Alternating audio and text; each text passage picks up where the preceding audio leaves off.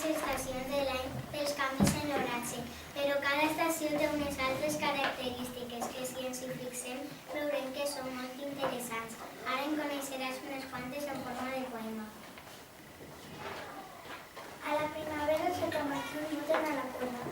Les papallones xiulen pel sol i per l'ombra. Les ovelles mai no saben de quina flor xuclar. I les mosques fregant-se les mans sense anar a passejar. A l'estiu el cel és massa blau i es diu groc. La pell blanca, taronja i un intens roig. Veus els melons encelats de mil sabors.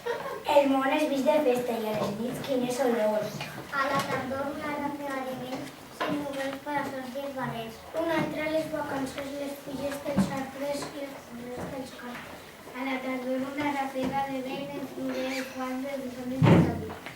Un altre dia de col·lecció dels castanyes i dels esperits amb els amics. L'hivern porta el Nadal, les nits llargues i els dies grisos. Fa tant de fred que allí només es veien els frisos. Fins a la primavera els arbres viuen despullats. No sé com no es justifiquen dormir tan destapats. Molt bé, ja està. Gràcies per el